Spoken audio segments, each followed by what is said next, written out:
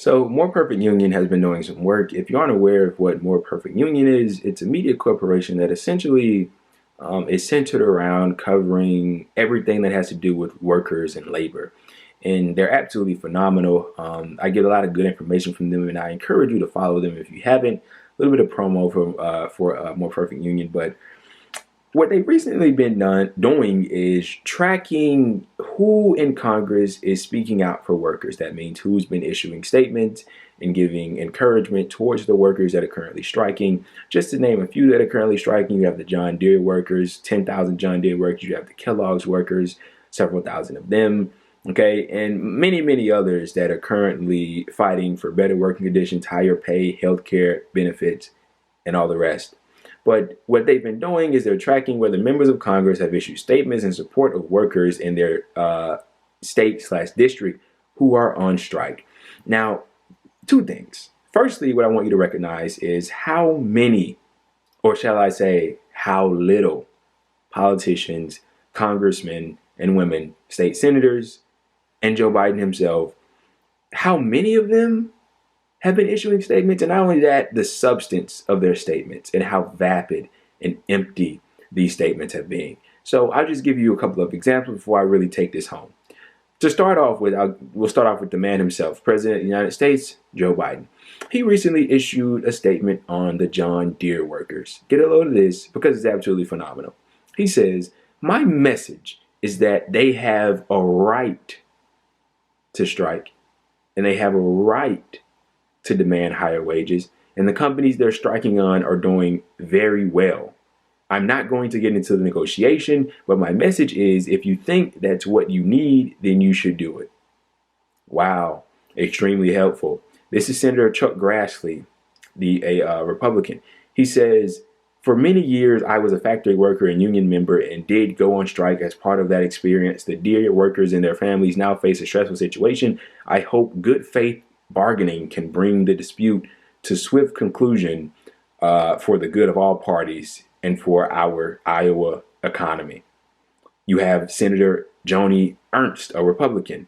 Senator Ernst is monitoring the latest on the situation. A spokesperson for him had to say about that. Wow. And it just goes on and on and on. And you have the Kellogg's worker strikes. You have Representative Don Bacon. "I respect the rights of workers to organize and strike with the challenges currently facing the supply chain. I hope the employees in Kellogg's can quickly come to an amicable agreement." Now, I don't think I really need to elaborate any further, but you see what's going on here. First of all, so little of these politicians are actually giving notice and giving a word to these strikes. But look at the wording. Look at what they're having to say. "Oh, I support their right to strike. I hope everything goes well." What does that provide to these workers? You know, there's this thing called the PRO Act. Yeah, there's this thing called the PRO Act that would heavily incentivize unionization and help workers in general. And it has completely left mainstream conversation. I mean, it's not even brought up anymore. And think about it. Some of these same people that either have or haven't, and there's little of them that have, given words to these striking workers are opposed to a higher federal minimum wage, are opposed to unions, are pro right to work laws, which are anti-union laws. Okay, I mean, it's absolutely absurd. And it just shows you in this movement, this incredible movement of labor, workers exercising their right to strike and to call for higher wages, better benefits, the politicians of this country are leaving them high and dry, as they usually do. So I just pulled up the PRO Act, and I'm going to read to you a little bit of what it has in it. And it's just good stuff, and they just don't talk about it anymore. So this bill expands various labor protections related to employees' rights to organize and collectively bargain in the workplace. It revises the definition of employee, supervisor, and employer to broaden the scope of individuals covered by the Fair Labor Standards. It permits labor organizations to encourage participation of union members in strikes initiated by employees represented by a different labor organization. It prohibits employers from bringing claims against unions that conduct such secondary strikes. The bill also It allows collective bargaining agreements to require all employees represented by the bargaining unit to contribute fees to the labor organization for the cost of such representation, notwithstanding a state law to the contrary, and expands unfair labor practices to include prohibitions against, replacement of, or discrimination against workers who participate in strikes. Wow. It goes on. The bill makes it an unfair labor practice to require or coerce employees to attend employer meetings designed to discourage non-union membership and prohibits employers from entering into agreements with employees under which employees waive the right to pursue or join collective or class action litigation. That would have been amazing to have when the Amazon workers were looking to unionize.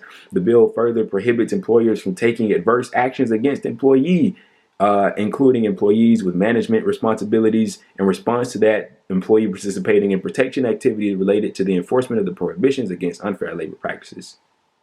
Wow.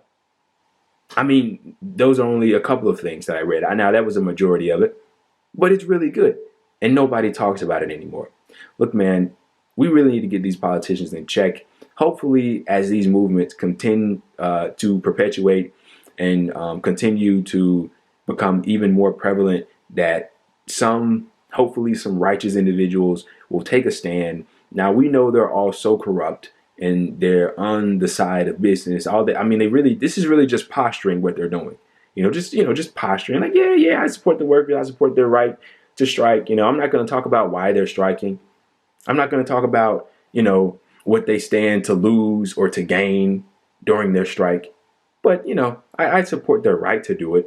Just to give you a little bit of insight on the John Deere workers. So striking John Deere workers are furious about the company's contract offer, which would give them only a $2 to $3 raise over 3 years. John Deere CEO made $15.6 million in 2020, a 160% raise. Wow.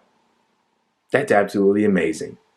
And this is what's happening on the watch of the Democratic Party while they're in party, supposedly the party of the workers. But needless to say, neither